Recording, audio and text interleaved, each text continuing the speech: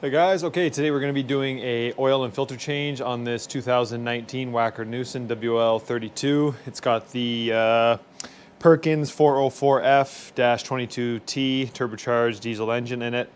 This is a super simple job. All you'll need, basically one tool, maybe two, and your filter and oil. So this is the filter that's required on this engine. I always go with the genuine Perkins filter because they're not that expensive, and it's good to stick with the manufacturer's specifications. So that's the filter, part number right there if you guys need it. And you're gonna need, well, you don't need this too, but it makes it a lot easier. This came with the machine. Sure, it should have come with the machine. If you don't have it, it's not the end of the world, but it does make draining the oil a lot easier. You may need a pair of channel locks or some type of oil filter wrench if your old oil filter is on too tight. And of course, you're gonna need new motor oil. So this is full synthetic 5W40 motor oil I'm gonna be using here today. Wacker Neuson does specify low soot motor oil, so just keep that in mind. Helps your emission system run better. And I won't go through this right now, but at the end of the video, timestamp will be somewhere at the bottom here, I will go through each one of these pages that you can screenshot, and all of these pages pertain directly to the process I'm going to show you right now. You can just watch the video and do it, but you can screenshot each one of these pages. It takes you through the exact specifications, oil quantities, oil types you can use, all the nitty-gritty you may want to know if you own this machine with this engine. The service interval for oil changes on this machine is 500 service hours or every year. I do oil every year, even though I don't put 500 hours on this thing a year. So let's get to it. Oh, and I forgot to mention, you're gonna need an oil drain pan. You don't just want it running on the ground. So run your machine.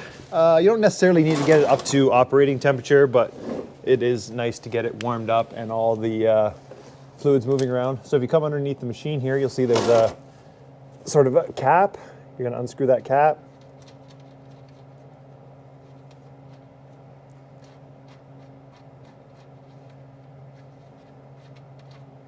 And the oil won't just come gushing out. You put this tube on, and what this tube does, two things: it directs oil and it pushes down on that little spring right there.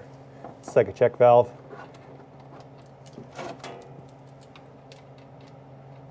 Screw this on. Make sure your tube is directed into your drain pan and then screwed all the way. And then you'll see as I screw it in, the oil starts running out.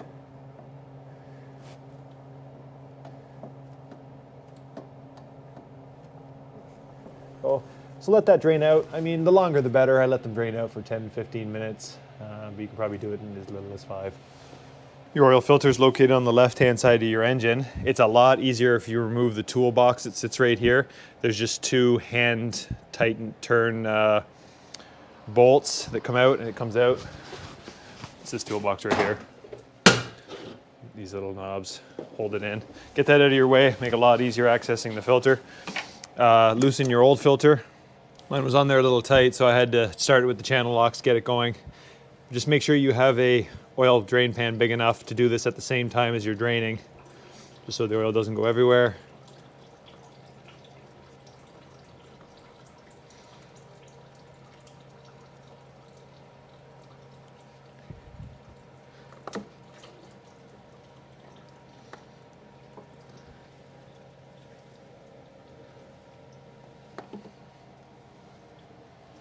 Okay, got the new filter here. Just gonna put a little bit of oil. You can just use the motor oil that you're using, or this is motor oil in this thing.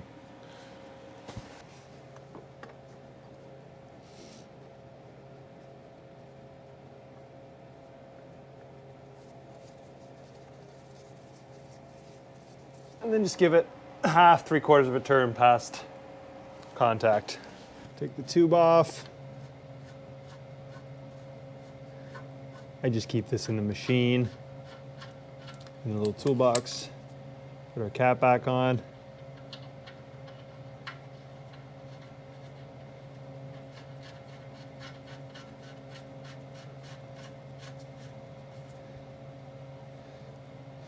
Okay, your oil cap is located on the left-hand side of the engine.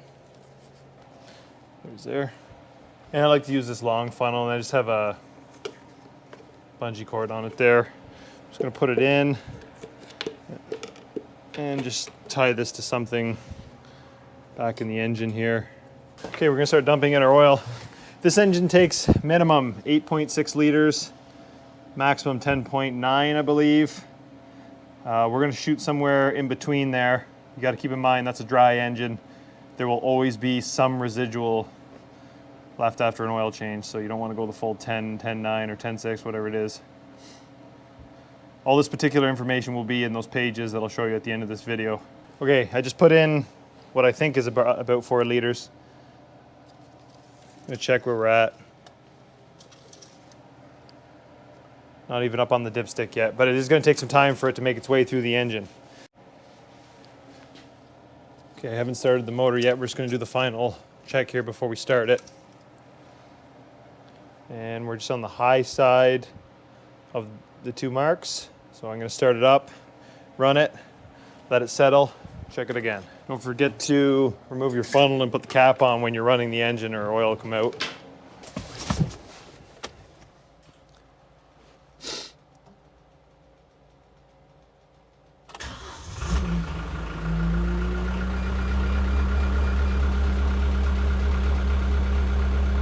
Okay, that was about 25, 30 seconds. So I'm gonna shut it off.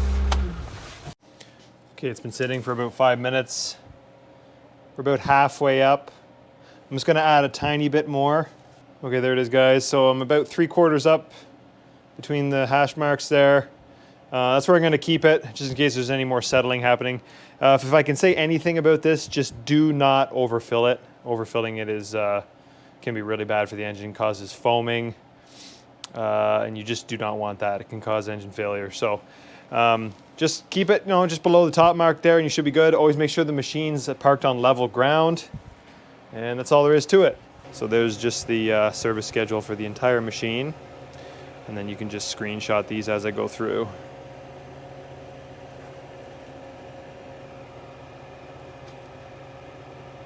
Part of these are from the Wacker service manual, and part of them are from the actual Perkins engine service manual.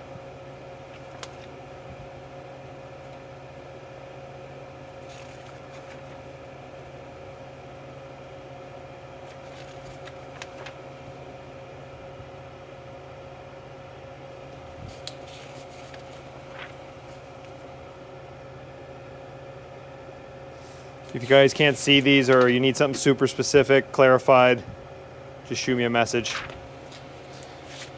Thanks for watching.